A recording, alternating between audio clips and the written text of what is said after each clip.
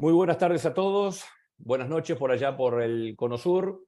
Un gusto estar con ustedes en este módulo 5 del Diplomado de Climaterio organizado por FLASOC. El día de hoy vamos a darle la palabra al doctor José Rojas, que está supliendo al doctor Juan Matsumura, que se encuentra fuera del país y no ha podido participar como coordinador. Y él presentará a los disertantes, así como el tema que se va a tocar el día de hoy. Es importante recordarles que a medida que van haciendo las exposiciones, las preguntas las pueden hacer a través del módulo de preguntas y respuestas, tratando de dejar el chat para los saludos. Así pues el coordinador va viendo las preguntas y ya una vez que terminen las 3 exposiciones, pues pasaremos a la sesión de preguntas tratando de cumplir con el tiempo de que cada una de las disertaciones sean de 20 minutos y luego tener un espacio importante para preguntas. Y si hay alguna pregunta que luego no se contesta a lo largo del tiempo, que es 1 hora y media en total, pues en la parte del foro de cada módulo, pues ahí pueden ir haciendo las preguntas correspondientes. Así que bueno, sin más, doctor José Rojas, bienvenido y adelante, usted tiene el cargo de la sesión. Muchas gracias, doctor, por la introducción y la presentación. Efectivamente, el día de hoy continuando con este diplomado de climaterio de FLASOC, tenemos unos temas muy importantes en este módulo quinto, que básicamente es la salud mental y la calidad de vida. Creo que todos los que manejamos pacientes vemos que este punto es importantísimo tratar en todas las mujeres que llegan a esta edad y que a veces por otro tipo de razones, que a veces nos interesa la parte más médica, la parte más asistencial, y a veces dejamos de lado esta parte que es muy importante. Por eso que ahora en este módulo preparado especialmente tenemos la presencia de 3 distinguidos médicos de Latinoamérica, el doctor Wellington Aguirre, que es de Ecuador, el doctor José Moreno, de Venezuela, y el doctor Álvaro Monterrosa, de Colombia. Entonces, para darles el tiempo suficiente a cada uno de ellos, yo creo que vamos a iniciar rápidamente con este módulo y vamos a darle la palabra, según el rol de oradores que les corresponde, al doctor Wellington Aguirre Solís. El doctor Wellington Aguirre, para algunos que no lo conocen, porque todos sabemos realmente la trayectoria de todos los médicos que estamos presentando, pero de todas maneras tengo que decirlo, es especialista en ginecología y obstetricia por la Universidad Nacional Autónoma de México, UNAM. Es especialista en endocrinología ginecológica y obstétrica por el Instituto Mexicano del Seguro Social. Es maestro latinoamericano de la ginecología y obstetricia dado por FLASOC. Además es experto latinoamericano del climaterio por FLACIN y es presidente electo de la Academia Ecuatoriana de Medicina. Ya tenemos a un excelente ponente, doctor Wellington Aguirre. Lo dejamos con la palabra para que usted pueda iniciar su presentación. Adelante. Muchas gracias por la presentación. Permítame abrir mi presentación en este momento. Sí, adelante.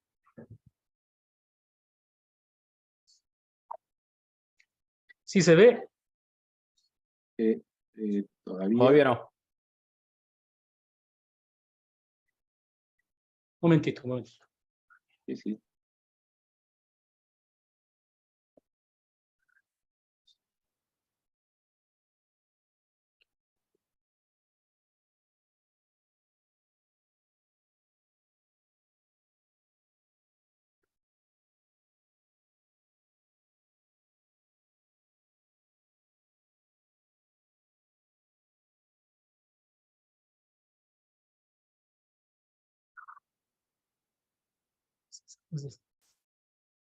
¿Cuál es?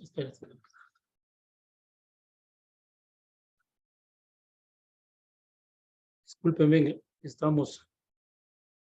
No, sí, no hay problema. Con tranquilidad, tómese el tiempo. Ya se ve la presentación, pero falta abrirla en forma en cada plano. Ahora sí. La primera. Al inicio. No es esta, hija, esto no es esta.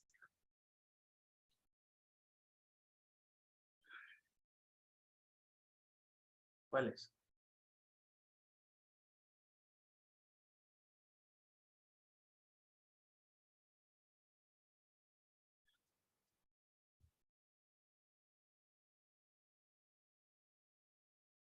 Por eso van a probar antes, pero bueno.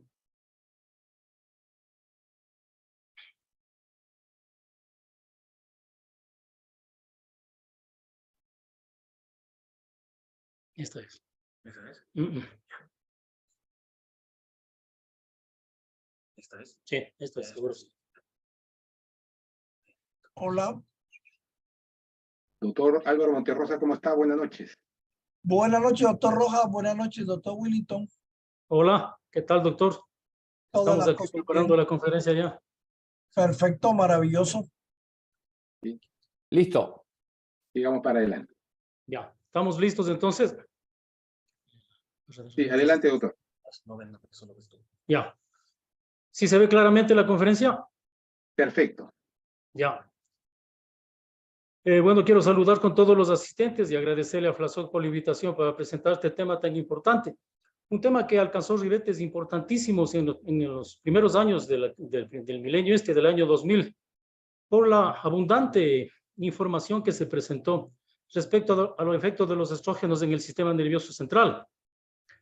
Entonces, debemos considerar que el climaterio femenino, considerándose como tal el periodo previo a la menopausia en sí mismo y la posmenopausia, es una etapa conflictiva en la vida de la mujer.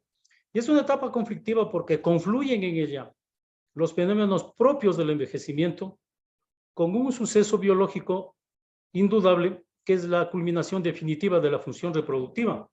Culminación de la función reproductiva que representa el cese permanente en la producción de esteroides ováricos y de el más importante de todo, los estrógenos.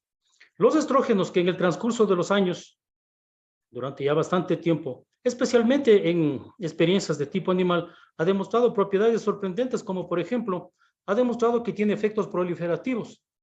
Estos son estudios de tipo experimental, generalmente en roedores, en donde, por ejemplo, se demuestra cómo al adicionar estradiol a un medio de cultivo de células de neuronas, los estrógenos cómo incrementan la proliferación de sinapsis. Esto tiene una trascendental importancia porque esta proliferación de sinapsis, especialmente en algunas regiones del cerebro como el hipotálamo, el núcleo ventromedial, el septum lateral, el hipocampo, están relacionadas con fenómenos importantes, especialmente en la esfera cognitiva. Uno de los aspectos importantes también que se ha encontrado es que los estrógenos tienen un aspecto positivo en la plasticidad del circuito neuronal, considerándose como plasticidad del sistema neuronal o del cerebro o del circuito neuronal, la capacidad que tiene para adecuarse o defenderse, digámoslo así, de agresiones de tipo traumático, de tipo químico, de tipo físico, continuar funcionando y adaptarse si es que existen nuevos daños para que no se pierdan capacidades cognitivas y estos no sean demostrables. Ha demostrado efectos neuroprotectores, siempre a nivel experimental, por ejemplo, en ratas a las que se les ha suspendido el flujo vascular, y esto en el área cerebral se manifiesta ya por la presencia de regiones de isquemia cerebral, cuando al medio de cultivo anterior, cuando al animalito antes de sacrificarle se le había administrado estrógenos, vean ustedes cómo la zona de isquemia es sensiblemente menor en las que se recibían o que tenían estrógenos frente a las mujeres que no tenían este esteroide ovárico. Ha demostrado propiedades neuroprotectoras, sorprendentemente, como en esta fotografía, vean ustedes, en esta solución de continuidad que se ha producido en este axón, en esta sinapsis, al administrar al medio de cultivo, porque nuevamente reitero, estos son estudios de tipo experimental, vean ustedes cómo se conecta, se vuelve a reparar y obviamente esto va a permitir que se mantenga la transmisión neuronal. ¿Cuál es el mecanismo para que se produzcan estos efectos protectores o neuroreparadores? No se conoce a profundidad cuál es el mecanismo, pero parece ser que dependen de los que se denominan como factores neurotróficos. Estas son proteínas específicas que se sintetizan en los cuerpos neuronales de las diferentes áreas cerebrales Y estos los que ustedes ven aquí en la pantalla son los que más se han estudiado. Existen muchos más, por lo menos existen unos 12 o 14 más de los que acabo de mencionar aquí. Y estos son los que van a representar o van a dar protección al cerebro de manera reparando, solucionando problemas. Estos tienen trascendental importancia ahora, inclusive en enfermedades neurológicas degenerativas. Pero también se ha demostrado que los estrógenos tienen una participación importantísima en la bioquímica cerebral, modulando la síntesis o el metabolismo de neurotransmisores tan importantes como la acetilcolina, la serotonina o la dopamina. Por mencionar un ejemplo, en la acetilcolina, la enzima colina-acetiltransferasa se manifiesta de manera más importante y esto permite que se produzca más cantidad de este neurotransmisor. O la mondoamina oxidasa, que ustedes conocen, es una enzima que degrada este neurotransmisor, se limita por la presencia de estrógenos y esto permite que la serotonina se encuentre en cantidades mayores, neurotransmisión que es importantísimo en el equilibrio emocional y en la memoria. Pero también se ha encontrado que los estrógenos tienen un papel trascendental en el árbol vascular del cerebro, conociendo como conocemos que esta estructura tiene un peso de 1/3 aproximadamente del cerebro. Los estrógenos permiten mantener el tono cerebral y mantener el intercambio importantísimo de algunos nutrientes como la glucosa y especialmente en la perfusión de gases como el oxígeno. Y finalmente, hoy conocemos que los estrógenos son importantes mediadores para que exista una conexión entre el sistema endocrino y el sistema inmunológico del sistema nervioso central. Elementos que son importantísimos porque inclusive ahora se menciona como tesis que un desequilibrio de este tipo es el que originaría algunas enfermedades neurológicas degenerativas. Estos efectos de los estrógenos se manifiestan en el sistema nervioso central a través de sus receptores. Se han identificado positivamente, especialmente receptores de tipo alfa en corteza cerebral, lóbulo temporal, área preóptica y todas estas estructuras que ustedes ven aquí.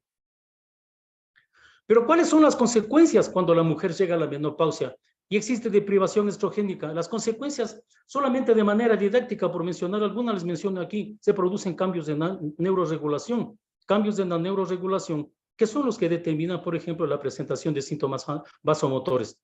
Alteraciones del estado de ánimo, es decir, se altera el equilibrio emocional de la mujer, se hace depresiva o tiene inestabilidad emocional, que es lo más frecuente. Se producen cambios en el patrón del sueño. Esta es una de las cosas importantes, una de las cosas que determina mayor consulta en los momentos actuales. Pero quizás lo más importante son los cambios que se producen a nivel cognoscitivo y que preocupan a la mujer y muchas veces es motivo de consulta. Para todos los que vemos a este tipo de pacientes, no es extraño que las mujeres nos consulten porque tienen dificultades para recordar palabras, para recordar nombres, para recordar números. Tienen una facilidad para extraviar elementos como las llaves, prendas de vestir, lentes. La posibilidad por olvidar citas es elevada, se olvidan de citas, de eventos, de actividades, de fechas que son importantes a veces inclusive para celebrar. Tienen dificultades para concentrarse y algunas de ellas simplemente manifiestan que tienen más energía o más el deseo de seguir haciendo más cosas, a lo que se conoce como hiperactividad. A todo este cortejo de síntomas en los momentos actuales se le ha bautizado como niebla cerebral. Entonces, niebla cerebral es la constelación de síntomas cognitivos que se presentan durante la transición menopáusica y se caracterizan por alteraciones especialmente en la memoria y en la atención. Hace varios años ya, esta es una publicación que no es reciente, en el estudio Swan realizado en los Estados Unidos, en 2.362 mujeres que se encontraban en la transición menopáusica y siguiendo los criterios Straub, se realizó una batería de exámenes para determinar su función cognitiva, considerando que en la función cognitiva existen varios dominios. La función cognitiva, la memoria verbal, tenemos la memoria auditiva, la memoria, una serie de divisiones. Entonces, en este estudio se les ocurrió someter a esta batería de exámenes a mujeres que atravesan los periodos de la clasificación Straub. ¿Qué es lo que encontraron ellos? Miren ustedes, encontraron que en mujeres que se encontraban en la premenopausia, el puntaje de esta prueba, el Boston Memory Test, se incrementaba con el paso del tiempo, lo que significaba que había un deterioro de la función que estaban investigando. Lo mismo se encontró en la menopausia, en la perimenopausia, vean ustedes, se encontró en la perimenopausia tardía, en la perimenopausia temprana e inclusive en la posmenopausia, lo cual indicaba puntuaciones altas determinaban que se estaba alterando su función cognitiva. Este es otro estudio, un estudio más pequeño, pero quizás un poco más detallado, realizado en el año 2013. Asimismo, categorizaron un grupo de mujeres que se encontraban en la transición menopáusica. Algunas se encontraban en la menopausia temprana, en la transición menopáusica temprana, otras en la transición menopáusica tardías, otras en la posmenopausia, y les sometieron a una batería de exámenes especializados para valorar su función cognitiva. ¿Qué es lo que encontraron? Encontraron algunas cosas bien interesantes, vean ustedes. Encontraron que, por ejemplo, el aprendizaje se deterioraba significativamente mucho más de lo que sucedía en otras etapas, como es el final de la etapa reproductiva, o durante la transición menopáusica temprana, o durante la menopausia o la posmenopausia temprana. Entonces, en la posmenopausia temprana y tardía es cuando se deterioraba la función cognitiva que estaban investigando, que es en este caso el aprendizaje. Y en lo que se refiere a las memorias, la memoria verbal, la memoria auditiva, también se modificaban, permítanme, la memoria verbal, la habilidad motora fina, la atención a la memoria del trabajo, también se modificaban, es decir, disminuían el puntaje significativamente, lo cual significaba que estaba afectada esta función en esta etapa que es la posmenopausia temprana.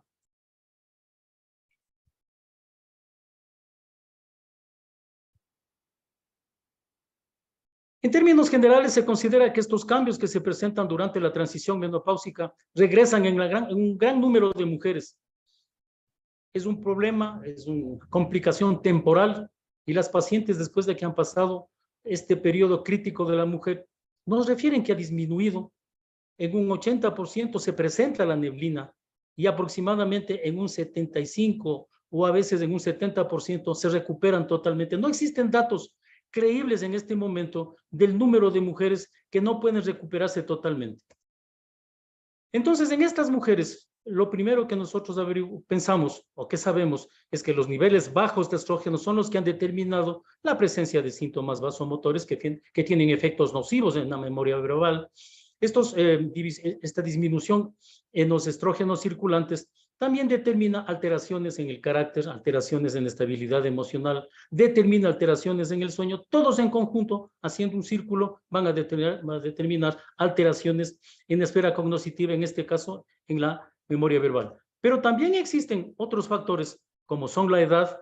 Esto es indudable que la edad, en el transcurso del tiempo, tiene sus efectos degenerativos. La genética y la epigenética es importantísimo. Enfermedades intercurrentes que ya suelen presentarse a partir de la cuarta década de la vida en algunas mujeres.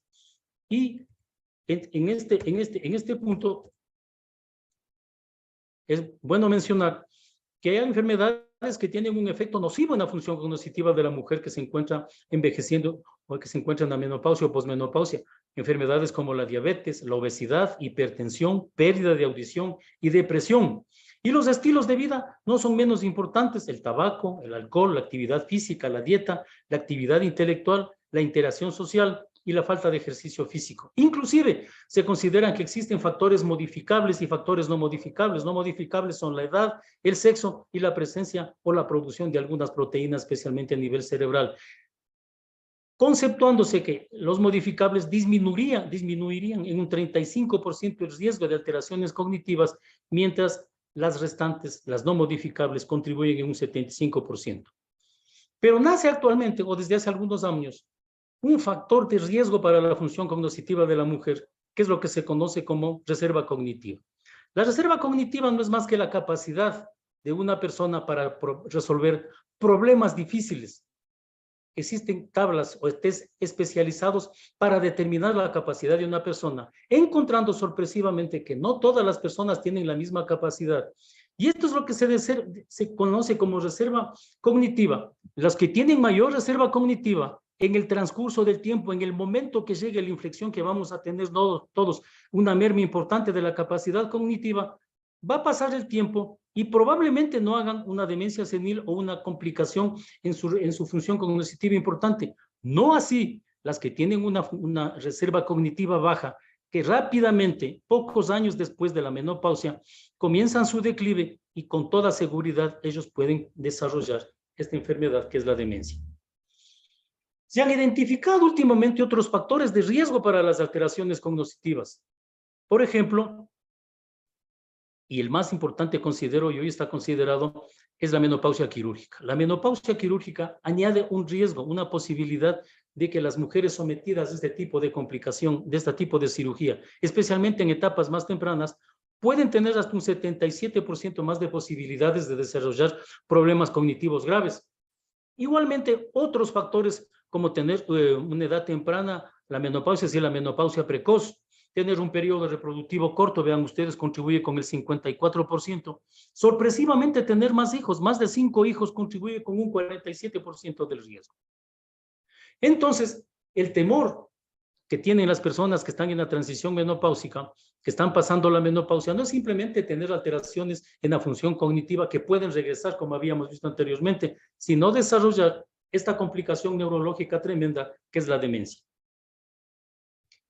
La demencia es creciente en la población humana y ustedes saben perfectamente que esta enfermedad es consecuencia de la edad. Los procesos neurodegenerativos se van incrementando con el paso de los años. Y en este estudio, en este metaanálisis, han investigado, vean ustedes, y nos informan algunos datos valiosos. De acuerdo a la edad de las pacientes, ratifican que conforme pasa el tiempo, la posibilidad, en este caso, valoraron la prevalencia por cada 100,000 personas, al pasar el tiempo, sobre los 65 años, la posibilidad de desarrollar demencia, cualquiera de las demencias, porque existen varias demencias, en este caso la prevalencia total es de 119 casos por 100,000 personas, pero existen otro tipo de demencias como la enfermedad de Alzheimer, que es la mayor, la más frecuente, 41% por 100,000 personas sobre los 65 años, la demencia vascular, 14.9% sobre los 65 años y la demencia frontotemporal, que es la menos frecuente, el 2.3%. También en otros estudios se ratifica que esta es una enfermedad que se presenta generalmente a partir de los 60 a 64 años de edad. Se va incrementando en el transcurso del tiempo. Vean ustedes cómo existen diferencias marcadas significativamente. Esas diferencias se presentan en continentes como Asia, como América del Norte, como América Latina, Europa Occidental. Entonces habíamos visto que la cirugía ginecológica, la histerectomía con resección de ovarios, tiene un riesgo incrementado en las mujeres. Este es un estudio interesante, vean ustedes, cuando se ha realizado la histerectomía a cualquier edad, el riesgo para desarrollar demencia senil es 1.16, pero cuando se ha realizado la histerectomía con extirpación de ovarios, el riesgo se incrementa sensiblemente y es un factor de riesgo comprobado para demencia. También se ha encontrado, este es un estudio importantísimo por resonancia magnética nuclear, en donde con el paso de los años y en las mujeres que van disminuyendo la función cognitiva, se va disminuyendo el volumen del lóbulo frontal y se van alterando funciones tan importantes como el lenguaje. Miren ustedes, la barra, mientras más alta está, significa que hay más riesgo. Olvidar las cosas, este es el riesgo. Y, en general, la función del lóbulo frontal está alterada. Entonces, conociendo que los estrógenos tienen un efecto protector, neuroprotector, se realizaron una serie de estudios epidemiológicos especialmente para probar si en realidad los estrógenos pueden prevenir la demencia en determinadas edades, en determinados grupos humanos. Y vean, estos son algunos casos que la historia nos permite conocer. Estos son varios estudios epidemiológicos muy famosos en su época, en donde el riesgo relativo disminuía ostensiblemente en las potencialmente usuarias de terapia hormonal de reemplazo. El problema de estos estudios es que no son muy creíbles porque son estudios de tipo, algunos de ellos prospectivos, pero no son estudios comparativos, no son estudios que reúnen todas las minucias estadísticas para ser creíbles. El primer estudio que reunió esas características fue un brazo del estudio WHI, que ustedes todos conocen, que se dedicó exclusivamente a averiguar cuál es el espectro de la terapia hormonal de reemplazo con estrógenos, que en este caso fueron los estrógenos conjugados equinos, o con estrógenos más medroxiprogesterona, cuál era el efecto que tenían en mujeres que, como ustedes saben, tenían una elevada edad al momento de la inclusión en el estudio y que fue motivo de muchas críticas. ¿Qué es lo que encontraron ellos? Simplemente encontraron que el riesgo para desarrollar demencia en este caso era sensiblemente mayor en las mujeres que recibían terapia, en este caso de estrógenos más medroxiprogesterona, frente a un placebo, en donde los valores en esta curva de Kaplan-Meier son sensiblemente menores. Algo igual sucedía en las mujeres que simplemente recibían estrógenos conjugados equinos. El riesgo relativo siempre fue mayor en las que recibían terapia frente a las mujeres que recibieron placebo. Curiosamente, esto es una de las cosas que uno va aprendiendo en el transcurso del tiempo. Algunos se tomaron la molestia en las mujeres incluidas en el estudio, no en todas, en algunas, 1.403 mujeres, les valoraron el volumen cerebral a las usuarias de terapia hormonal frente a las mujeres que no recibían terapia de reemplazo hormonal. Y se encontraron con la sorpresa de que en las mujeres que recibían tratamiento con estrógenos conjugados o estrógenos conjugados más medroxiprogesterona, disminuía el volumen cerebral, disminuía significativamente frente a las mujeres que recibían placebos en donde tenían una más masa cerebral. Se argumentó que al administrar la terapia hormonal de reemplazo tardíamente no podrían tener un efecto protector a nivel del sistema nervioso, a nivel del cerebro, a nivel de sus estructuras. Y se hizo esta investigación en el año 2013, es decir, 12 años después de la aparición del estudio, en mujeres en ese estudio, reclutadas del estudio WHI, tenían de 50 a 55 años. Se les practicó todos los test que se pueden imaginar o que nos podemos imaginar para averiguar o justipreciar su función cognitiva, y se encontró que no tenía el tratamiento hormonal ningún efecto beneficioso en la conservación de la función cognitiva. Unos pocos años atrás se diseñó este estudio, es un estudio muy bien diseñado. Este sí es un estudio prospectivo, comparativo, y tiene la particularidad que se investigó el efecto de estos con varias modalidades de administración, con estrógenos conjugados equinos o con estradiol transdérmico, para averiguar si no es la vía la que determina algunos cambios sustanciales en los resultados finales. En uno de los brazos de este estudio se investigó cuál era el efecto que tenía esta modalidad terapéutica en la función cognitiva. Desafortunadamente, los resultados no fueron alentadores.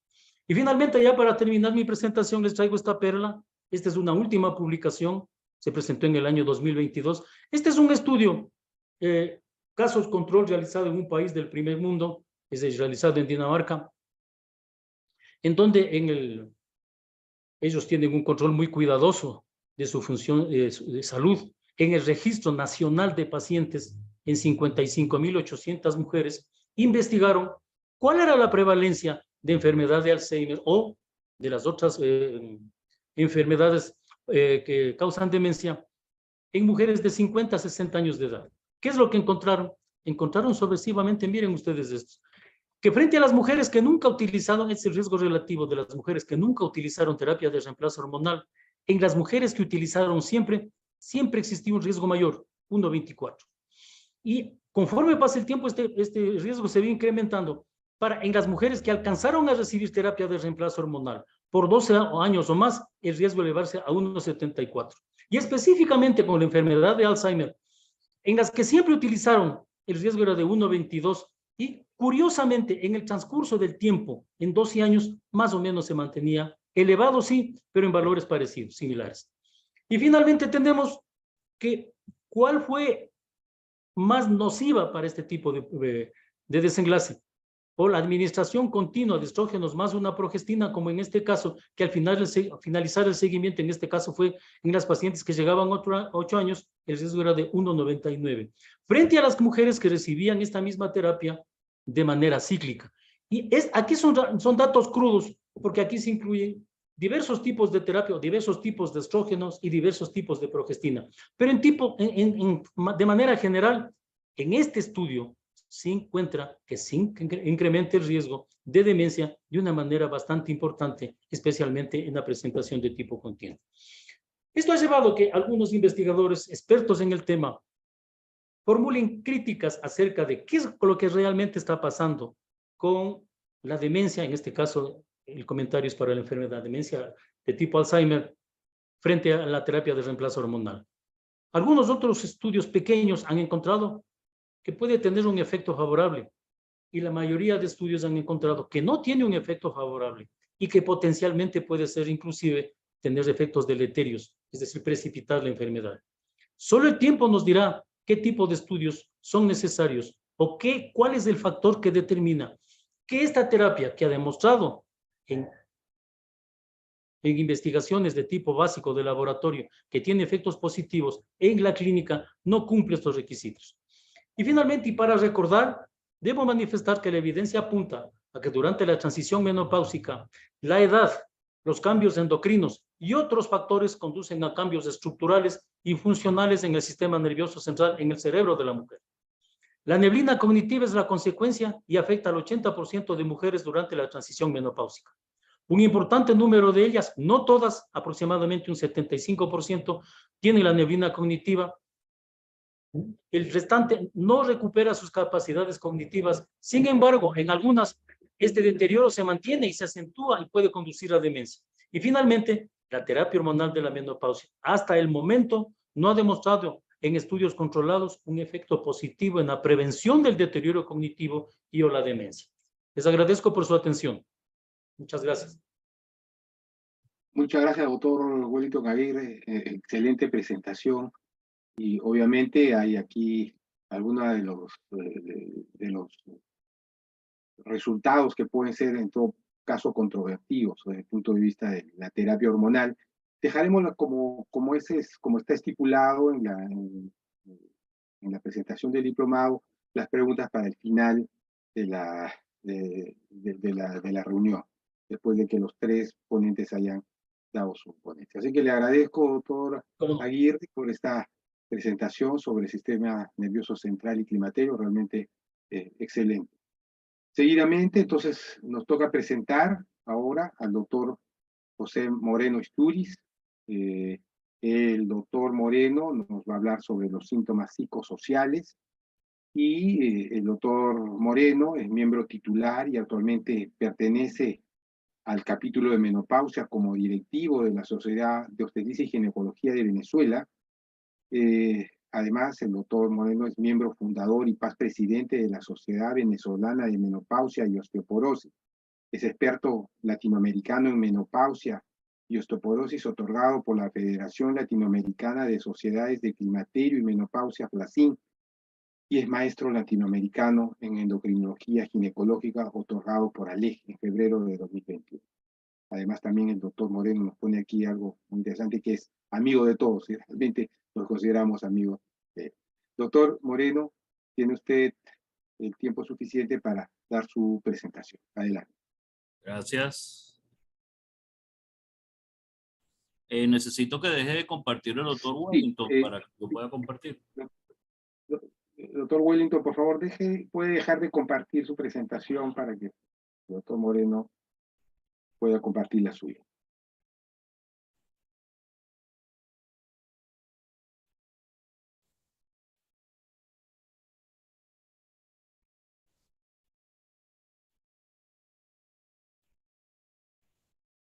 ¿La ven?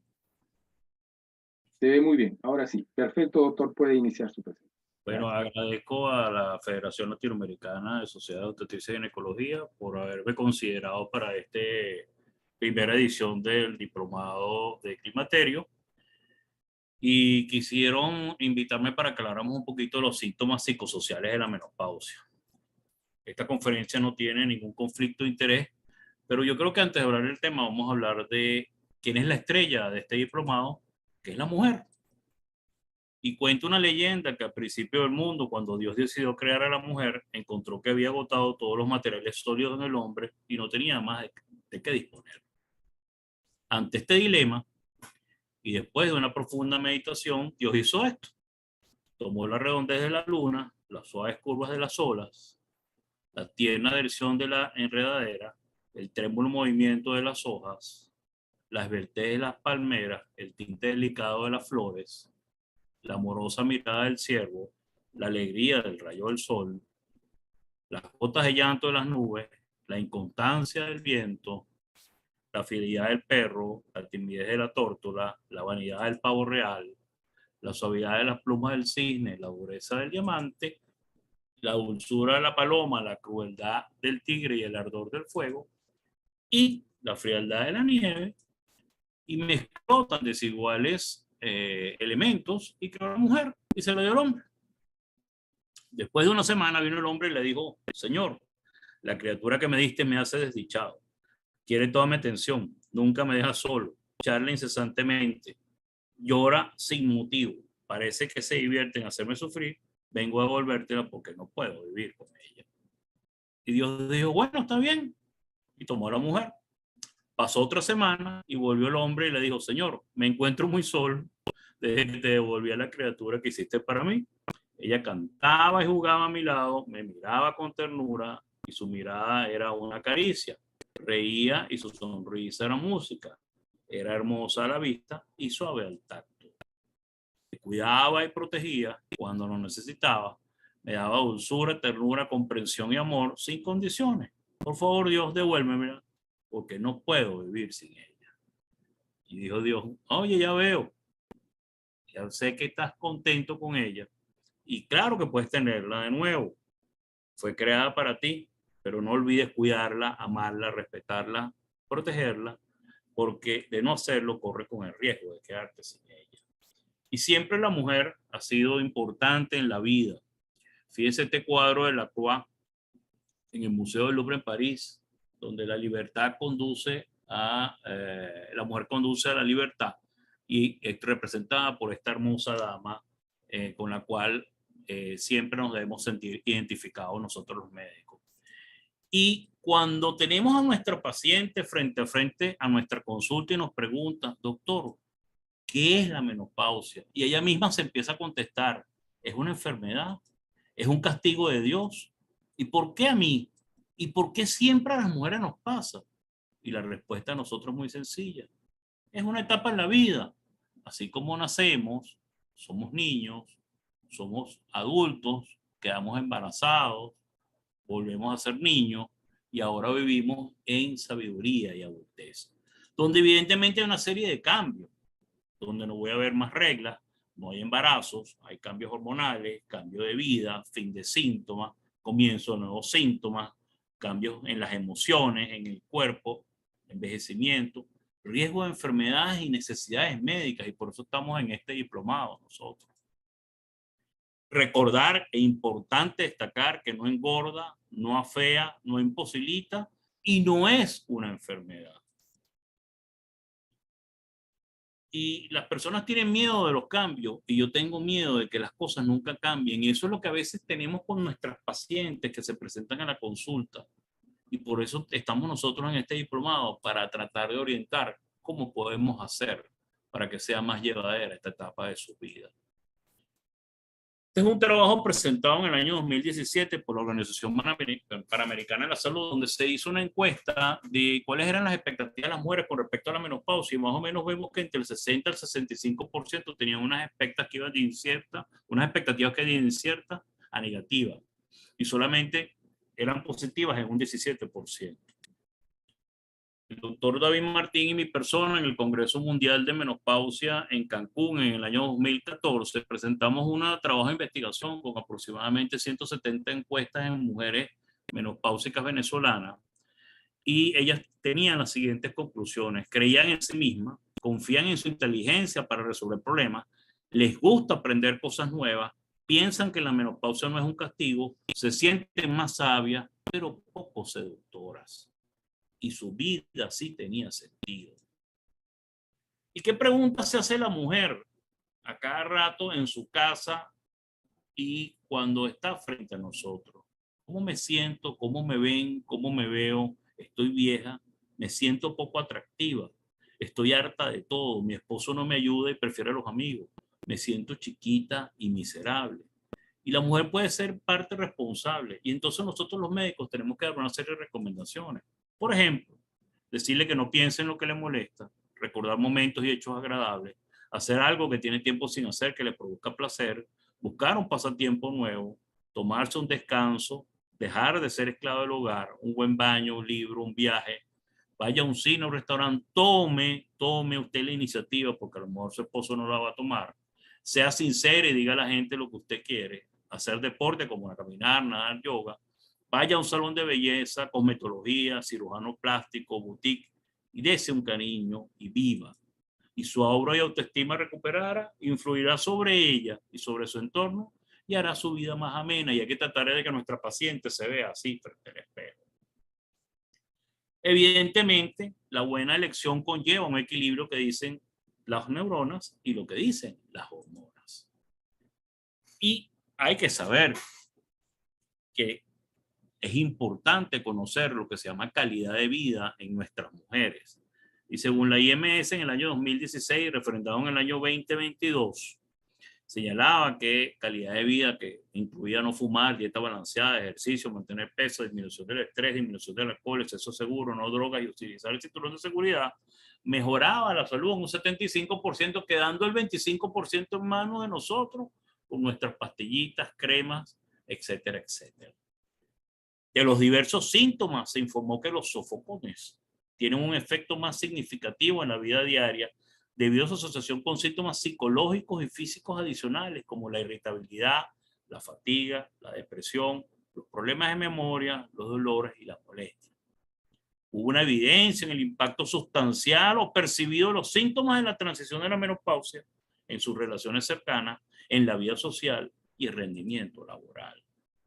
Los síntomas vasomotores tuvieron efectos significativos sobre los síntomas de ansiedad y angustia psicológica general, tanto directa como indirectamente a través de la fatiga. Y las mujeres con síntomas vasomotores más graves experimentarían síntomas más graves de fatiga, de ansiedad, de depresión, de angustia psicológica y de las alteraciones cognitivas, corroborando a mi antecesor expositor. Una revisión del año pasado destacó que los síntomas vasomotores, la sequedad vaginal y la dispareunia, se correlacionaban significativamente con la ansiedad y los síntomas depresivos. Y la mala calidad del sueño asociada con los sofocos y el sudor nocturno también contribuye a la ansiedad y a los síntomas depresivos. Un trabajo presentado en abril de este año señala que las fluctuaciones directas a nivel hormonal durante la transición menopáusica, así como los factores biopsicosociales durante la menopausia, son importantes en la depresión asociada a la menopausia. Hay menos datos sobre la ansiedad, pero sugerimos que hay un vínculo avanzado en la evidencia entre síntomas vasomotores, trastornos del sueño y ansiedad asociada con la menopausia. Y una detección temprana y una intervención clínica de los factores de riesgo identificados pueden reducir la posibilidad de desarrollar síntomas depresivos durante la menopausia, y hay una ventana de vulnerabilidad para la depresión y la ansiedad durante la menopausia y tenemos que identificarlo. La transición menopausia también va acompañado de un cambio en el papel social. A medida que la fertilidad disminuye, los hijos se alejan, las mujeres experimentan una sensación de pérdida de identidad que también puede ser muy estresante para ellas. A eso le asociamos el estrés externo actual y todo esto conlleva a un incremento en los síntomas vasomotores.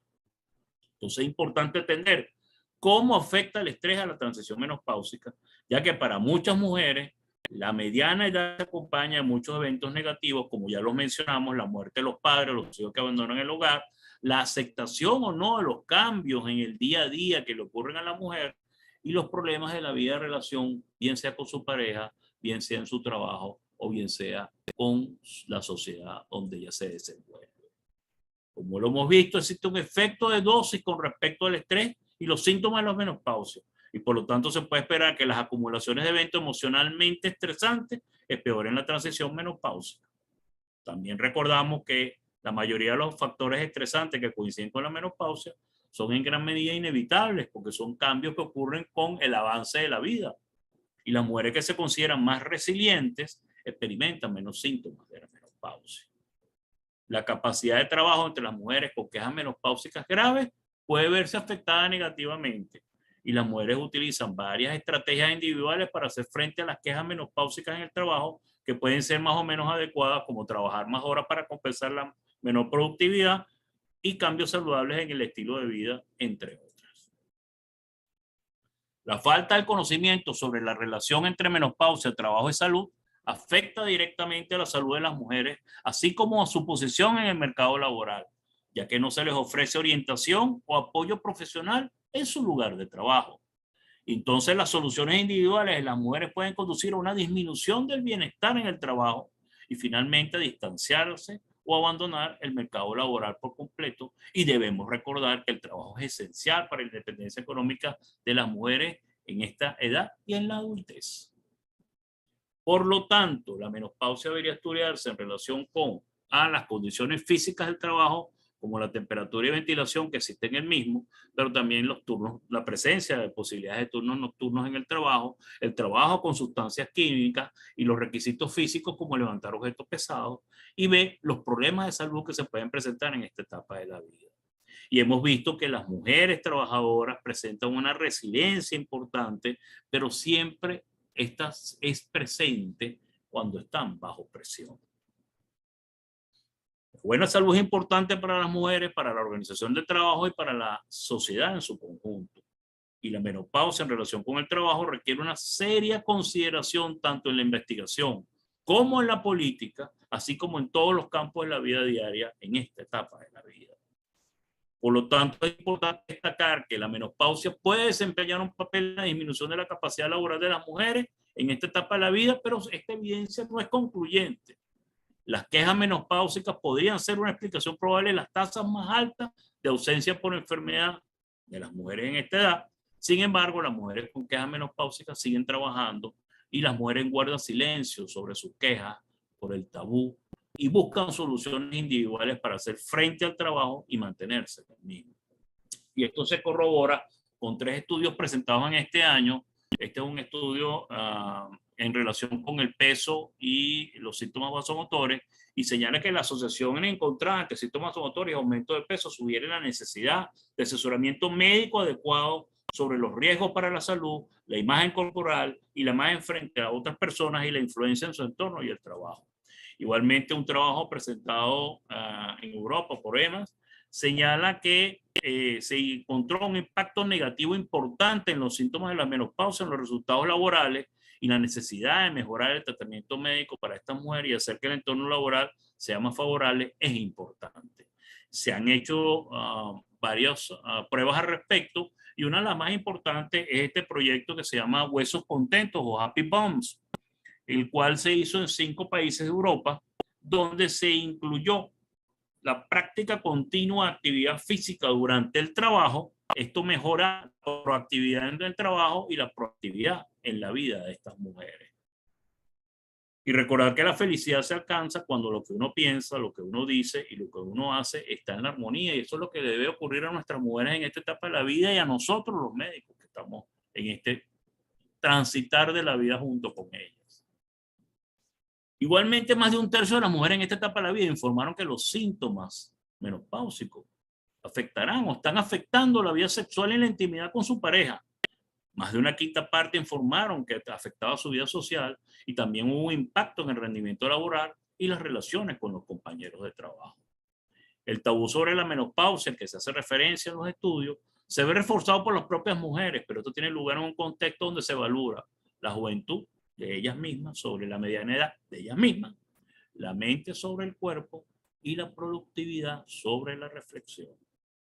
De hecho, en un estudio realizado el año pasado por la revista Human Woman, encontraron que 1/3 de las participantes tenían preocupaciones sobre las percepciones que sentían otras personas sobre su edad y no querían ellas ser consideradas viejas.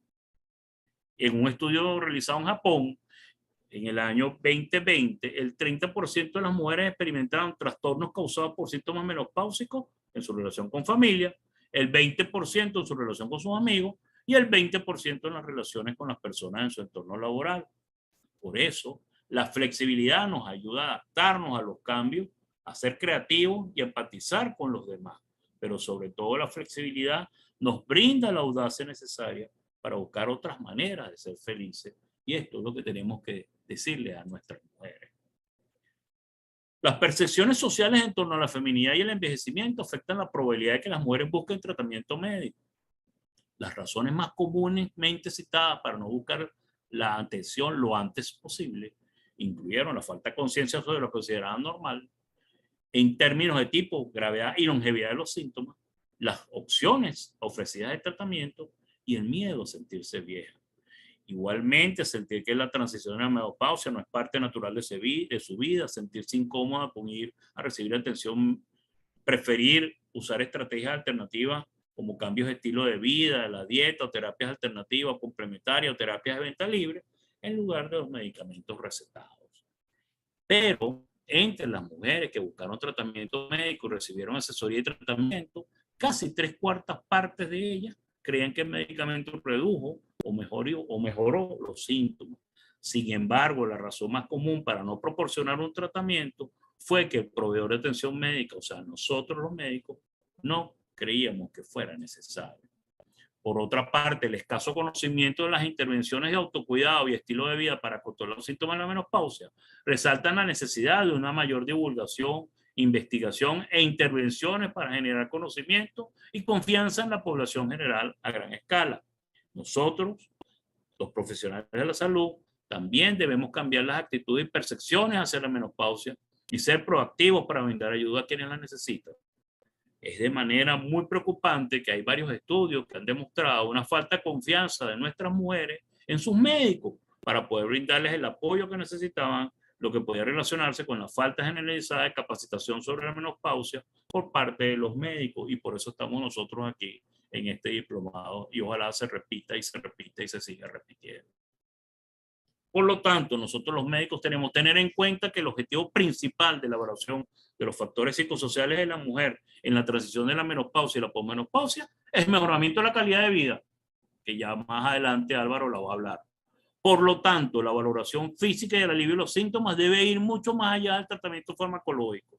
Se debe individualizar a la paciente, contextualizarla dentro del ámbito personal, familiar, social y cultural, y determinar el grado de impacto de la menopausia en cada uno de ellos.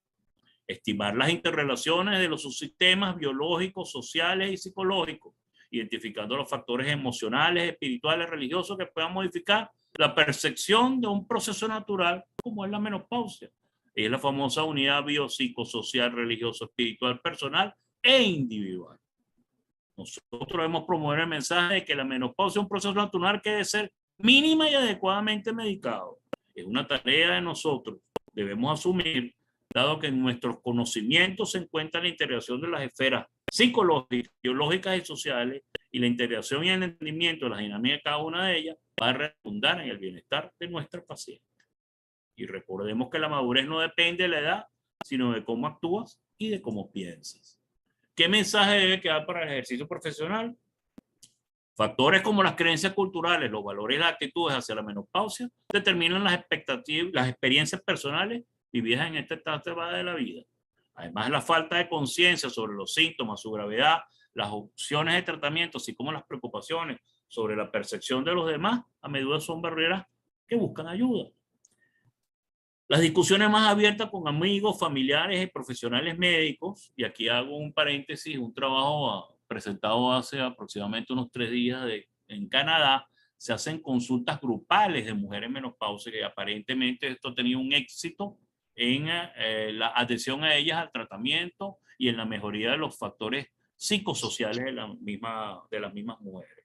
Entonces esto pudiera crear conciencia y reducir aún más cualquier estigma asociado con la transición de la menopausia. Y a su vez, para proporcionar una atención óptima durante la transición de la menopausia, nosotros los médicos debemos proporcionar una evaluación integral que incluya las evaluaciones del historial médico, el estado actual, los antecedentes psicosociales, culturales, holísticos y las perspectivas personales y subjetivas individuales. Tenemos que sentarnos a escuchar, a oír, a conversar y, si podemos damos nuestra opinión. Se debe proporcionar atención médica personal y personalizada de acuerdo con las necesidades, preferencias y expectativas de la mujer. Hay que tener una buena relación médico, paciente, familia para que esto se cumpla. Y en general, educando y aportando con respuestas adecuadas ante la sintomatología que se pueda presentar como consecuencia del proceso menopáusico, se conseguirá que la mujer afronte de una manera más saludable su menopausia. Y si se han abordado directamente los factores que mediaban o exacerbaban dichos síntomas, se conseguirá una remisión significativa de esto. Y el momento de actuar es ahora. La menopausia del climaterio no es solo un problema de mujeres, sino un problema biopsicosocial, familiar y de magnitudes importantes en salud pública. Por eso existe una necesidad urgente de priorizar la salud de las mujeres, en particular en torno a la menopausia. Y dile a tu paciente, haz las paces con tu pasado, valórate, no te preocupes por lo que piensan los demás, dale tiempo al tiempo, el tiempo lo cura todo. Busca la paz, la tranquilidad y la alegría dentro de ti. No compares tu vida con la de otro. Y a veces no hay respuesta. Hay que aceptarlo y seguir adelante. Y sonríe. No tienes todos los problemas del mundo. Y no vayas por donde el camino te lleve, sino ve por donde no hay camino y deja el rastro. Y a mi esposa, tú me enseñaste a crecer, a amar, y por eso ahora vivo, y por siempre estaré agradecido, y por siempre te amaré. Y escoge el amor en lugar del odio, la sonrisa en lugar del ceño fruncido, edificar en vez de destruir, perseverancia en vez del abandono, el cumplido en vez de la crítica, sanar en vez de herir, dar en vez de recibir, la gratitud en vez de la queja, la fe en vez de la duda, la confianza en lugar del temor, actuar en lugar de postergar, perdonar en lugar de maldecir, la oración en lugar de la angustia y la excelencia en lugar de la mediocridad. Y para eso estamos nosotros en la noche de hoy. Y la única palabra que les puedo decir a ustedes es muchas gracias. Muchas gracias, doctor José Moreno. Muy interesante su presentación. Y seguramente ya en el transcurso, al final habrá algunos comentarios o algunas preguntas con respecto a esta parte importante del manejo de la paciente en la etapa de climaterio. Siguiendo con los temas que nos estamos presentando en esta oportunidad, tenemos ahora un tema de lo más importante y que tiene mucha relación con lo que se ha ido presentando, y es básicamente lo referente a la calidad de vida. En ese sentido, tenemos al doctor Álvaro Monterrosa Castro, que nos va a dar su presentación sobre este tema. El doctor Álvaro Monterrosa es un médico especialista en ginecología y obstetricia y además especialista en docencia universitaria. Es especialista en dirección de instituciones universitarias y profesor titular de la Facultad de Medicina de la Universidad de Cartagena, Colombia. Es director del Grupo de Investigación Salud de la Mujer e investigador senior del Ministerio de Ciencias en Colombia. Es expresidente de la Asociación Colombiana de Menopausia y experto latinoamericano de menopausia y miembro de la Sociedad Norteamericana de Menopausia y mismo miembro del número de la Academia de Medicina de Colombia. Doctor Álvaro Monterrosa, tenga la bondad de empezar su charla en estos momentos. Adelante. Muchas gracias, doctor Rojas. Muy buenas noches a todos. Reciban un saludo cordial desde la ciudad de Cartagena de Indias, en Colombia, ciudad que seguramente ustedes han visitado algunas veces y que estaremos siempre entusiasmados de recibirles. Gracias a la FLASOC por la invitación a compartir con ustedes, donde vamos a presentar algunas cifras de estudios que hemos realizado desde el Grupo de Investigación Salud de la Mujer, para mostrarles cifras y enseñarles lo que debemos realizar cuando nos movemos en el contexto de la calidad de vida que tienen las mujeres, que como ya ustedes escucharon es el foco central. El objetivo principal de la atención de la mujer que está en etapas de climaterio y menopausia no es prescribirle, no es medicalizarle, es acompañarla en esa etapa de la vida. Aquí les he presentado la agenda que vamos a desarrollar en la noche de hoy dentro de este diplomado, y ya se habían señalado algunos aspectos importantes acerca de lo que es la menopausia y de lo que es el climaterio. A veces existe confusión en estos dos términos, y desde un punto de vista general, climaterio es una etapa vital. Es aquella etapa que va después de la etapa reproductiva. Toda esta etapa de vida de la mujer que antecede al llegar a la edad adulta es lo que conocemos como climaterio. Y el climaterio lleva en su interior un instante preciso que es la última sangrado menstrual, la última menstruación, y esa última menstruación le llamamos menopausia. Se suele hacer el diagnóstico clínico de la menopausia cuando ha transcurrido un año y no han aparecido nuevos episodios de sangrado.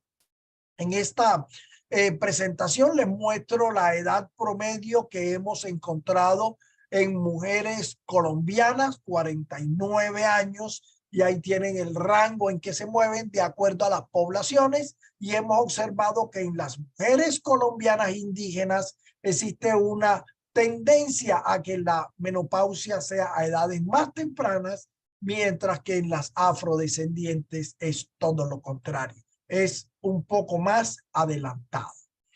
Menopausia entonces es un evento fisiológico, un evento normal que se sucede en las mujeres, que se acompaña de cambios biológicos que pueden dar orígenes a algunos síntomas o algunas manifestaciones que pueden ser biológicas, psicológicas, y algunas de ellas afectan tremendamente la calidad de vida, o sea, el bienestar.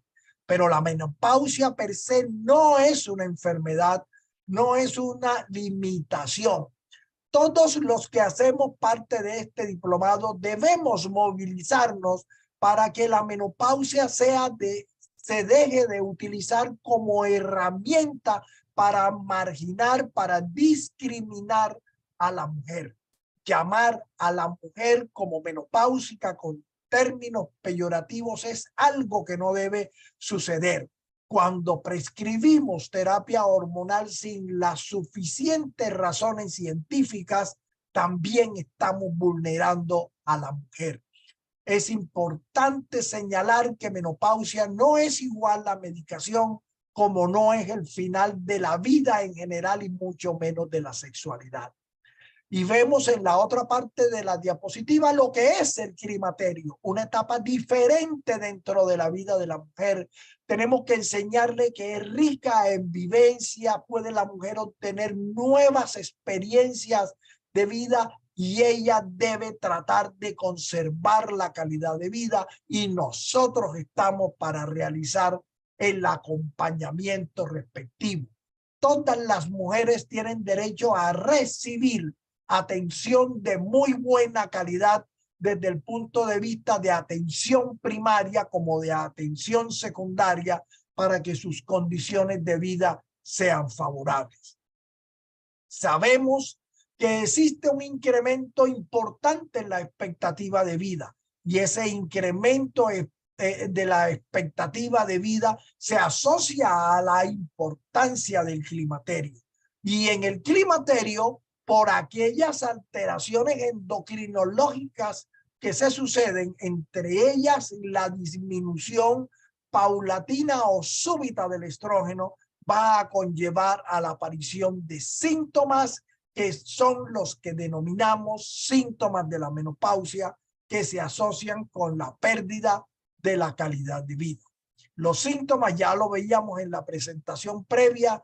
Hay síntomas psicológicos, hay unos somáticos, otros que son urogenitales, y todos ellos suelen ser alterados por condiciones de tipo social. Hay impacto en el ambiente que suele llevar a que estas manifestaciones se incrementen. Debemos recordar que los síntomas de la menopausia no afectan a todas las mujeres. Hay un grueso grupo de mujeres que no los presentan, y hay otras mujeres que lo presentan en grados elevados, en grados severos, que son las que necesitan muchas veces intervenciones de tipo farmacológico.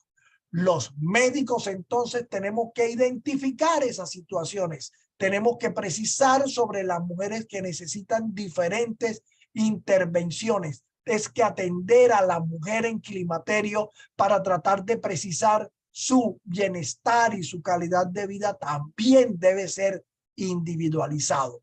Pero ¿cómo vamos a evaluar esa calidad de vida? ¿Cuáles son las herramientas que nosotros podemos tener para poder acercarnos a identificar los síntomas y las manifestaciones?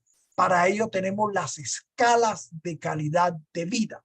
Hay muchas escalas de calidad de vida, muchas genéricas que aplican para evaluar componentes biológicos, psicológicos, sociales, y hay algunas que se han creado específicamente para la menopausia, como sucede con la escala MRS que observan aquí en su pantalla.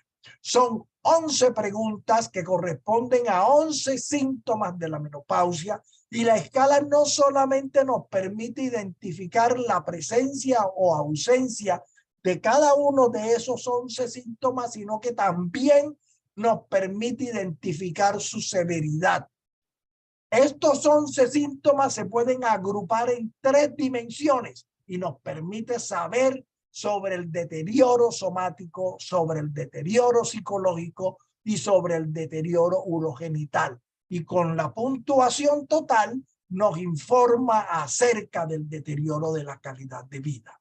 Esta fue una de nuestras primeras publicaciones sobre calidad de vida, donde hicimos un estudio comparativo entre mujeres afrocolombianas y mujeres no afrocolombianas para evaluar cómo se daban los síntomas de la menopausia y si existían unas diferencias, y observamos cómo hay síntomas que son distintos de acuerdo a la etnia que presenta, a la cual pertenece la mujer. Y ahí lo podemos observar significativamente, por ejemplo, en el deterioro somático. A mayor puntuación que tenemos en la escala, es mayor el deterioro.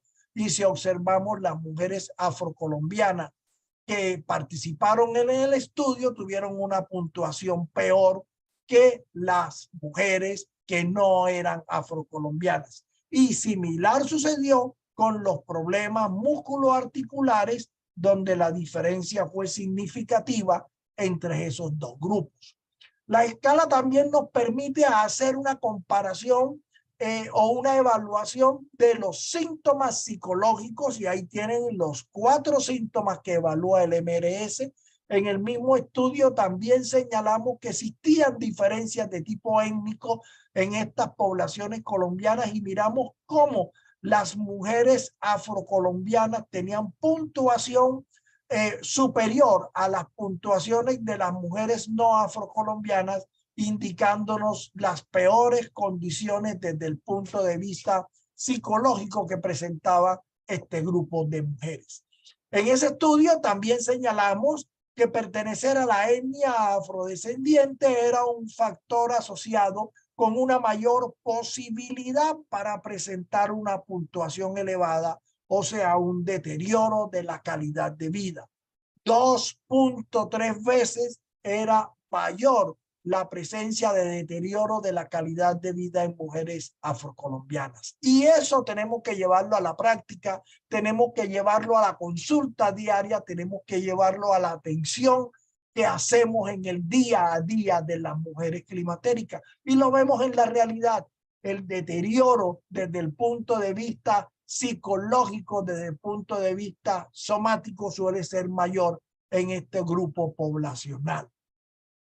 Hemos realizado también una publicación hace ya varios años, donde evaluamos qué sucedía al comparar 3 grupos poblacionales colombianos, grupos de mujeres mestizas, afrocolombianas e indígenas, y observamos esto que es importante. Las mujeres de etnia indígena tienen un mayor deterioro urogenital que los otros 2 grupos étnicos, y la diferencia es estadísticamente significativa. Las mujeres indígenas tienden a tener muchos cuadros del síndrome genitourinario de la menopausia, y se hace necesario el abordaje, la búsqueda de las diferentes manifestaciones. Aquí observamos una publicación que hicimos en mujeres del Caribe colombiano en el año 2010, y observamos la prevalencia o la frecuencia de los síntomas de la menopausia en este grupo poblacional. Y cuando siempre esperábamos que las oleadas de calor estuvieran como primeras, nosotros encontramos que los dolores musculoarticulares era un síntoma que aparecía más frecuentemente informado por los grupos poblacionales de la región Caribe colombiana, que tienen una gran presencia de comunidades afrodescendientes. Y aquí observamos unas cifras para que tengamos una idea de la magnitud cómo tenemos las alteraciones. Cuando miramos síntomas de tipo urogenital y las comunidades son solamente amerindias, vamos a encontrar unas frecuencias superiores. Pero no son solamente las oleadas de calor No son solamente las alteraciones de tipo urogenital las que son importantes dentro de la menopausia. Existen otros síntomas y, por ejemplo, tenemos los problemas del sueño. En este estudio encontramos una frecuencia de 57.1% en un gran grupo de mujeres colombianas. Y cuando miramos la prevalencia de esas alteraciones de acuerdo al estado menopáusico, observamos que las mujeres posmenopáusicas tenían mayor presencia de alteraciones de insomnio comparado con los otros dos grupos poblacionales. Entonces, siempre tenemos que abordar nuestra población teniendo en cuenta el estado menopáusico. Y los síntomas no son aislados, los síntomas guardan relación entre las diferentes condiciones de tipo psicosocial en que está inmersa la persona. En esta publicación que hicimos en un congreso pasado de endocrinología ginecológica, presentamos cómo las alteraciones del sueño se asocian con la presencia de una alteración psíquica como son los trastornos de pánico. Las mujeres que se consideraron en el estudio como malas dormidoras tuvieron una mayor presencia de ellas, las que al tiempo tenían trastornos de pánico, y la diferencia es significativa.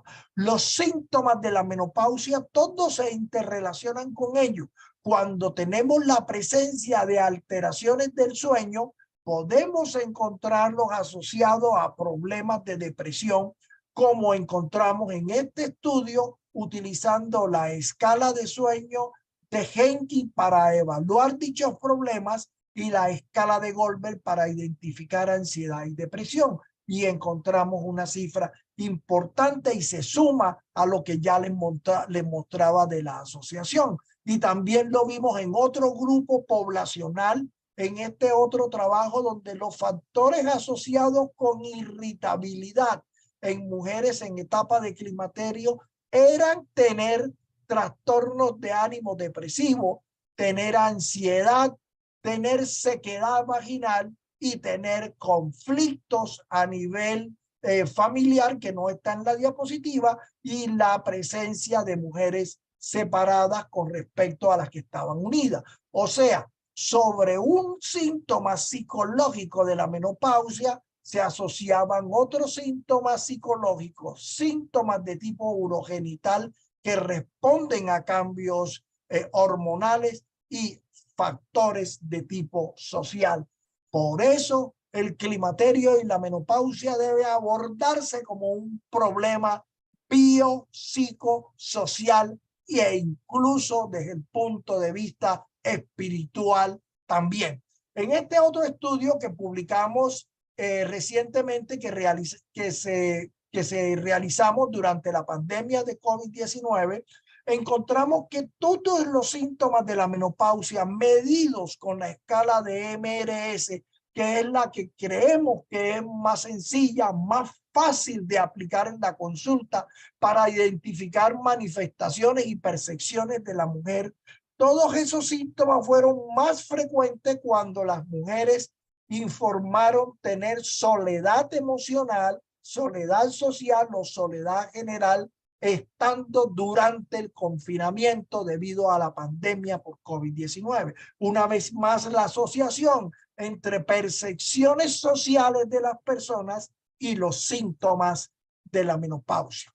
Hemos publicado muy recientemente en la revista venezolana de ginecología y obstetricia para mostrar cómo se asocian los dolores musculoarticulares, síntomas de la menopausia que nos permite identificar el MRS, asociado con estado de ánimo depresivo, asociado con la edad. A mayor edad vamos a tener una mayor presencia de esas manifestaciones, las palpitaciones cardíacas, tener un rango de edad superior y tener las oleadas de calor.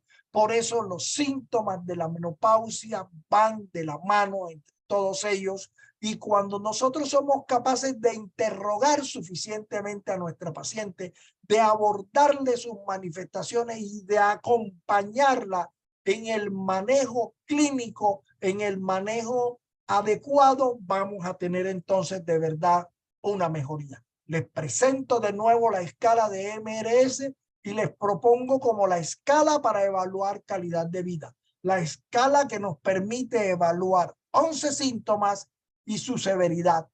Fácil de aplicar, que podemos aplicar al interior de la consulta e incluso aplicarla mientras la mujer está en la sala de espera, y con una simple mirada ya tenemos identificado los síntomas que más le aquejan y la severidad de esos síntomas.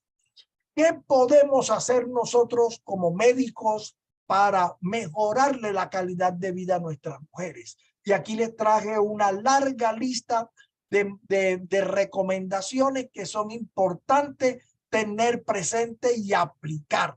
Tenemos que masificar la atención de las mujeres en climaterio y menopausia. Es importante adelantar acciones de atención primaria, fomentar hábitos que lleven a estilos de vida saludables, sobre todo desde el punto de vista cardiovascular, identificar síntomas y realizar tratamientos cuando existen indicaciones. Debemos dejar de estar alineados a la terapia de reemplazo hormonal. Es perjudicial para las mujeres que los médicos estemos totalmente a favor o totalmente en contra. Cuando hay indicaciones, cuando aplicamos las guías de manejo que están muy claras y bien publicadas, entonces vamos a brindar mejoría. Cuando está contraindicada la terapia, no se debe definitivamente aplicar. Recordamos que hay que hacer atención a las patologías relacionadas con el envejecimiento. Nuevas condiciones pueden conllevar a deterioros biológicos y también deterioros psicológicos. La pérdida de los amigos, la pérdida de los padres, la separación, la ida de los hijos son factores que contribuyen y que también afectan a la salud y el bienestar de la mujer en el climaterio. Recuerden el estudio que les acabamos de mostrar de la percepción de soledad. ¿Qué debemos recomendarle a la mujer para que conserve su calidad de vida, para que afronte las problemáticas que tiene en su entorno y para resolver la calidad de vida? Y aquí tienen una lista de actitudes importantes, de recomendaciones que siempre debemos hacer a diario cuando estamos en la consulta de este grupo de mujer que está dentro del climaterio. Recordar que hay nuevas enfermedades que van apareciendo, nuevas posturas que se identifican dentro de la problemática que termina deteriorando las condiciones de vida de la mujer, y les traje solamente a manera de ejemplo este estudio que hemos publicado hace un año aproximadamente, donde hemos señalado la importancia de el retiro temprano del útero y de los ovarios como factor asociado hacia sarcopenia y hacia obesidad sarcopénica. En este otro estudio, en esta presentación, les muestro cómo también identificamos que son distintas las presencias de dichas frecuencias de sarcopenia de acuerdo a la etnia a la cual pertenecen las mujeres. Y aquí la población afrodescendiente tuvo una menor posibilidad de presentar este tipo de alteración muscular.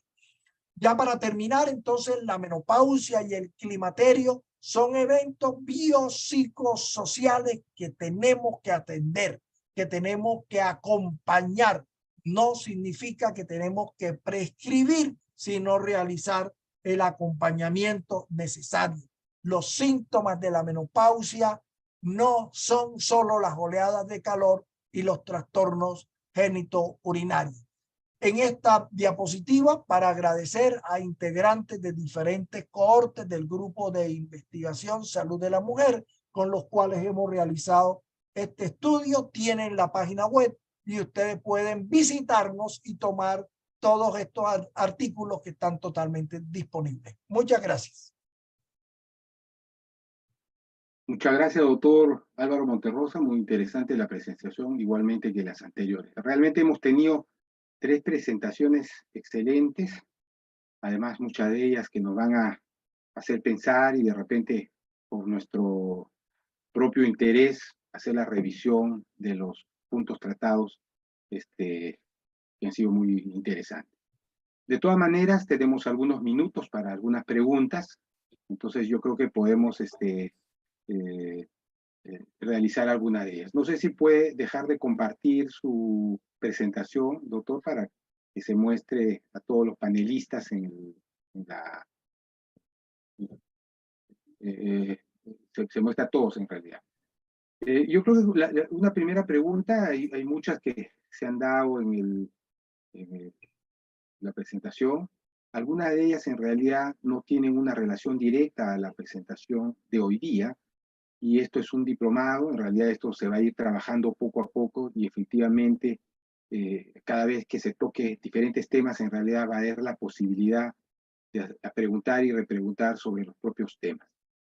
Para limitarnos a la parte que nos ha correspondido en esta presentación, hay varias preguntas y voy a empezar con una para el doctor Wellington Aguirre, que efectivamente es algo que ya se venía sabiendo, pero que incluso la han marcado en una de las presentaciones, y es efectivamente si la terapia hormonal menopáusica está relacionada o no con la enfermedad de Alzheimer. Es algo que ha quedado en el ambiente, hay varios estudios, y efectivamente los factores de riesgo, como él bien lo ha presentado, pueden estar incrementados, pero eso no significa tampoco que necesariamente la paciente tenga que presentarlo.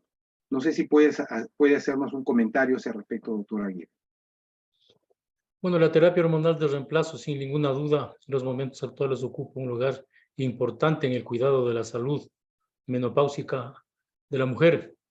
Tiene sus indicaciones precisas.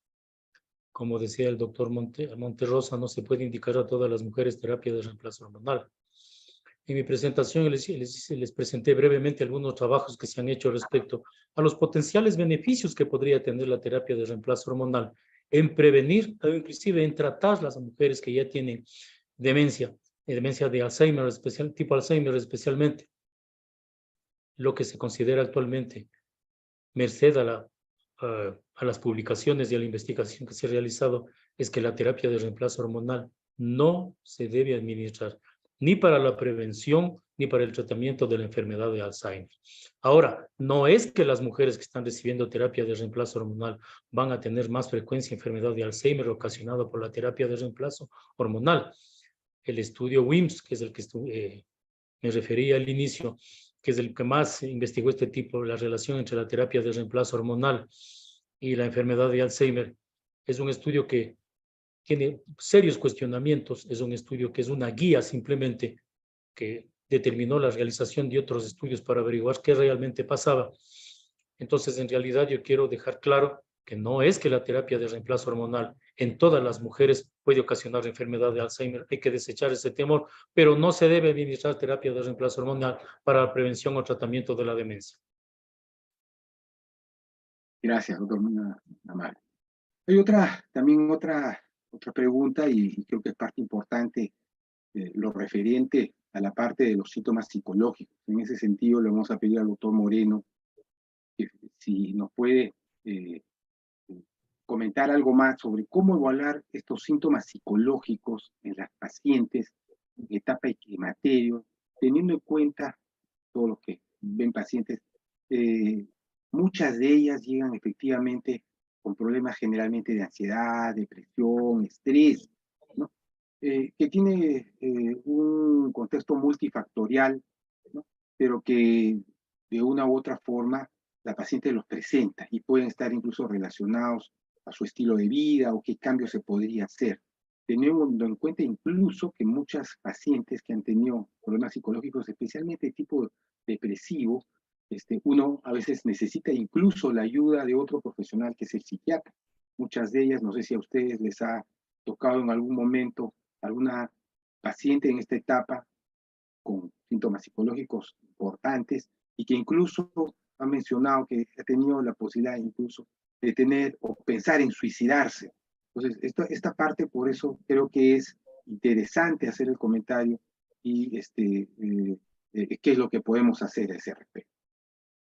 Bueno, ya, inclusive Álvaro ya puso uno de las escalas de evaluación de las pacientes donde se incluye una serie de aspectos relacionados con la parte psicosocial de las mismas.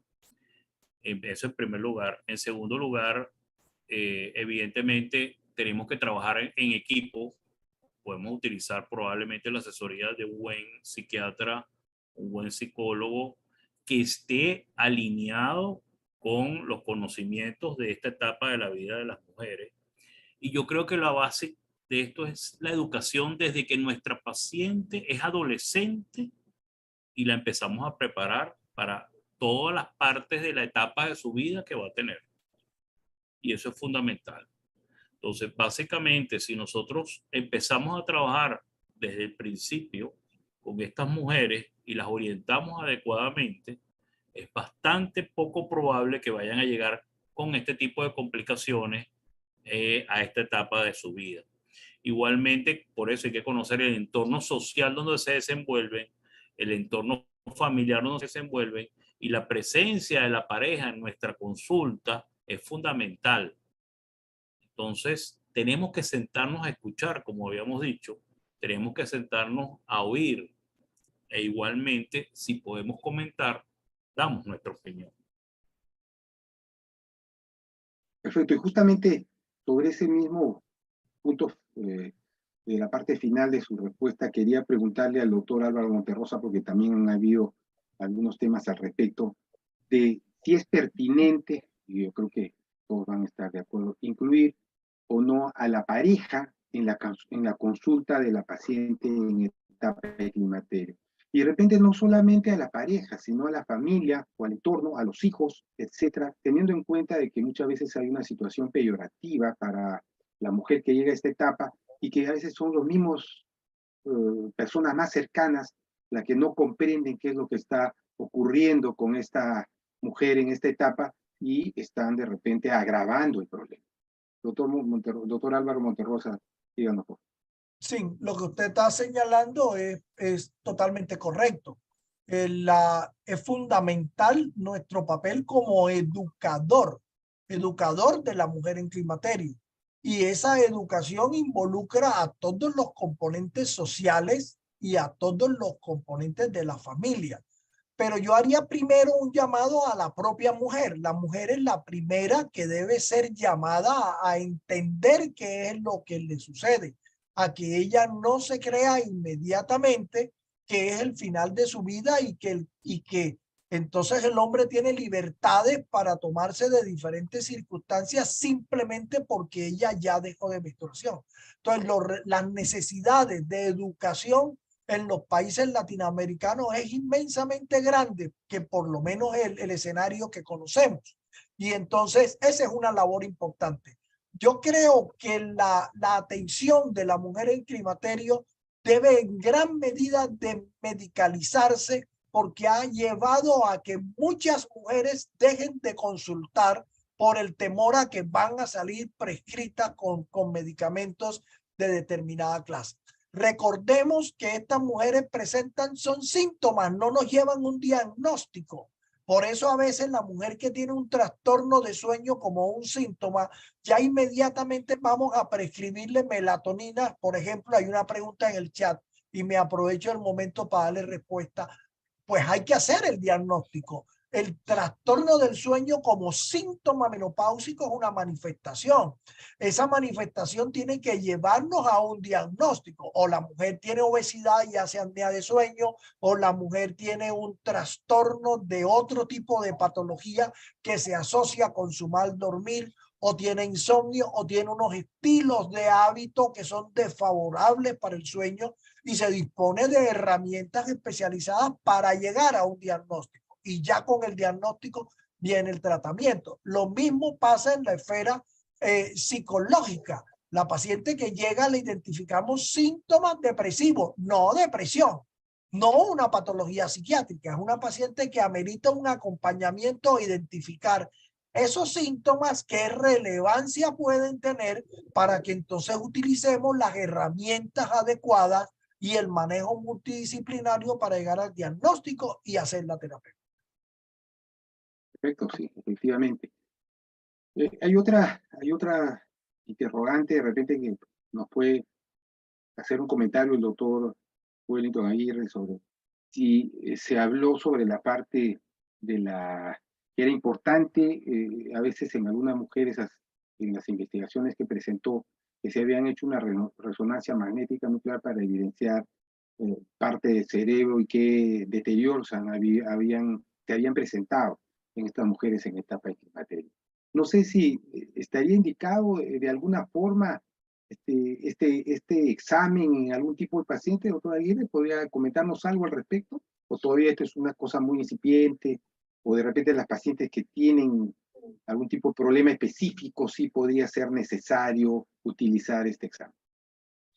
El diagnóstico de las demencias, especialmente el diagnóstico de la enfermedad de Alzheimer en etapas tempranas, es muy difícil. Ya en etapas tardías, pues ya el diagnóstico lo dice a voces, todos nos damos cuenta que existe algún problema.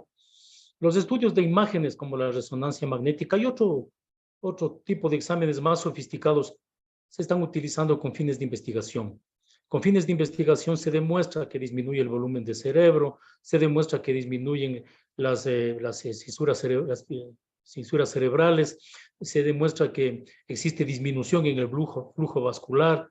Nos demuestran que se están presentando ya los depósitos de beta amiloide, pero reitero, estos son estudios que se realizan solamente con fines investigativos. Con fines investigativos porque no resulta costo-beneficio, ya cuando la paciente, reitero, tiene síntomas importantes con un simple test específicos que existen para eso, se puede ratificar el diagnóstico. Perfecto. Acá hay algunas otras preguntas en el chat. A ver si puedo. Creo que esto también se habló adecuadamente. No sé si a alguno de los ponentes puede ser. Si es recomendable la terapia hormonal menopáusica como prevención primaria en caso de alteraciones de cognición y estado de ánimo. Les mencionaba anteriormente yo que en este momento no se debe utilizar el tratamiento hormonal de la menopausia, ni para la prevención, ni para el tratamiento de las alteraciones cognitivas de la mujer, es decir, para la demencia. Esto lo han establecido claramente instituciones tan respetables como la Sociedad Norteamericana de Menopausia. Hay otra pregunta aquí. Es que una paciente que tuvo, no sé, su histerectomía, debe ser, como oferectomía unilateral a los 33 años y transcurrió su climaterio sin recibir terapia de reemplazo hormonal y actualmente con 63 años, veamos los tiempos que ya ha transcurrido. ¿Qué alternativas se pueden dar si presenta alteraciones del sueño y depresión desde hace 3 años? Además, cómo mejorar su capacidad cognitiva y evitar su deterioro o la evolución hacia datos de demencia. Según su percepción, sus síntomas se dispararon de la confirmación de COVID. Claro, acá ya la paciente prácticamente ya no está pues en la etapa de la transición menopáusica. Eso también hay que saber diferenciar, porque muchas veces llegan pacientes y ya de avanzada edad y piensan que uno puede solucionar el problema de climaterio. Vienen a veces traídas por los familiares y le dicen al doctor, le he traído a mi mamá o algo para que usted inicie su tratamiento hormonal. Las pacientes tienen 63, 64 años.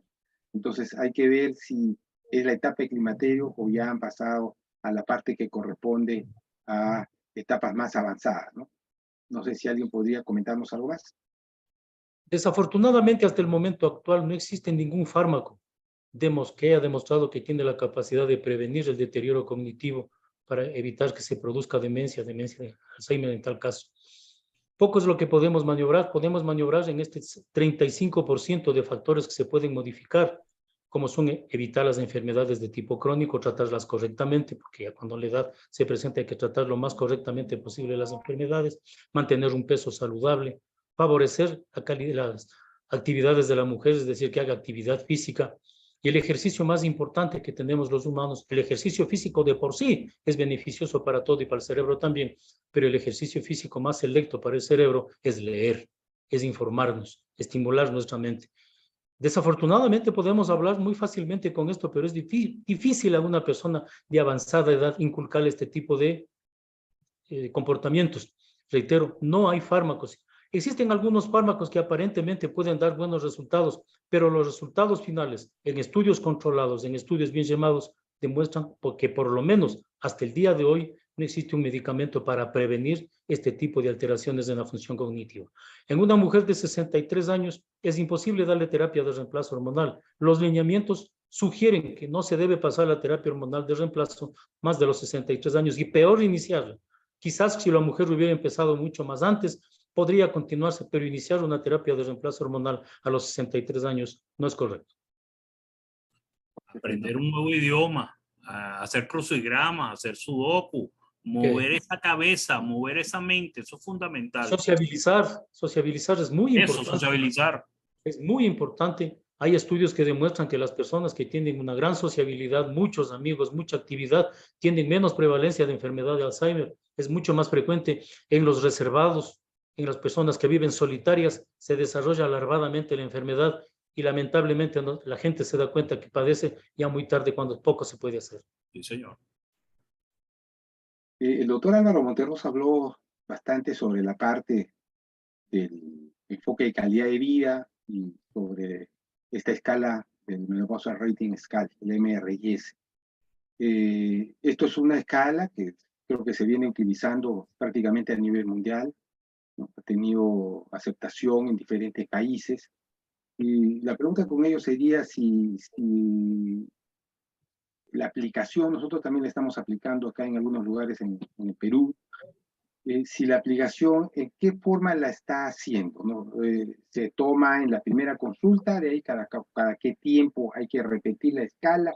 ¿O cómo lo están haciendo en su experiencia o en el local donde ustedes trabajan con esta escala, doctor Álvaro? No sé si me está escuchando. Sí, la escala tiene un amplio uso y una amplia validación a nivel mundial. La escala tiene su valor tanto desde el punto de vista investigativo como desde el punto de vista del uso clínico, del uso en la atención de pacientes. Nos permite identificar síntomas, nos permite evaluar las manifestaciones y la severidad. Hay estudios que han mostrado su importancia para hacer seguimiento de terapéutica, para hacer seguimiento de acciones desde el punto de vista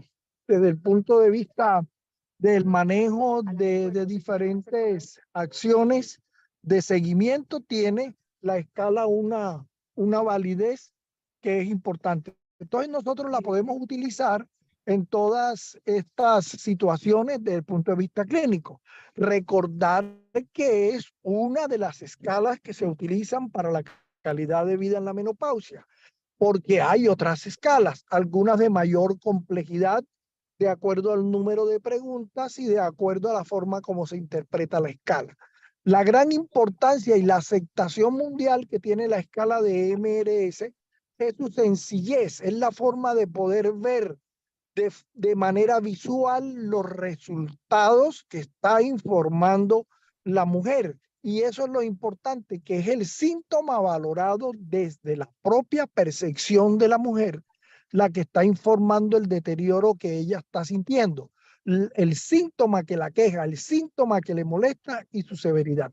Entonces yo invito a todos los colegas a que la utilicen, a que la ensayen, a que evalúen y podemos tener en el seguimiento de nuestras pacientes, ver cómo ha habido una mejoría con la terapéutica, sean terapéuticas de tipo psicológico o sean aquellas terapéuticas de recomendación, que es la forma como se intervienen generalmente la mayoría de los síntomas en primera instancia, a menos que sean síntomas severos o muy severos.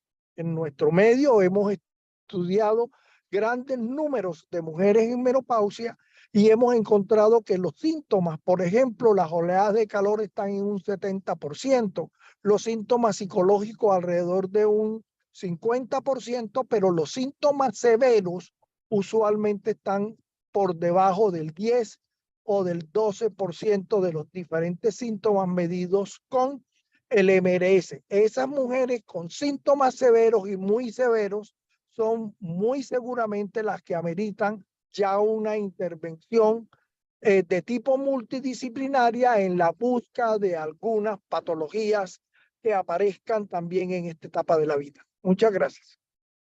Perfecto, doctor.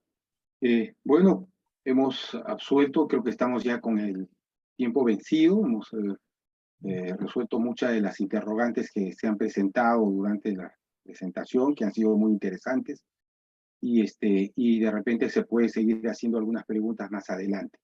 Entonces yo solo me queda agradecer al doctor Wellington Aguirre, al doctor José Moreno y al doctor Álvaro Monterrosa por tan brillantes presentaciones, y solamente recalcarles nuevamente que estuve reemplazando al doctor Juan Matsumura, quien no pudo dirigir esta reunión por motivos personales de estar fuera del país. Les doy nuevamente mi agradecimiento y paso la palabra al doctor Álvaro Ramos, pues, para que cierre la sesión. Muchas gracias, doctor Rojas. Bueno, felicitar a todos los ponentes y nos vemos el próximo miércoles en el módulo número 6. Que pasen bien. Chao. Okay. Gracias a todos. Gracias a Gusto todos. saludarlos. Cuídense. Compartir con todos, ¿eh? Gracias. Un abrazo a todos. Noches, gracias. Abrazo, Buenas noches. José Tocayo, cuídense. Muchas gracias y buenas noches a todos. Saludos desde Colombia.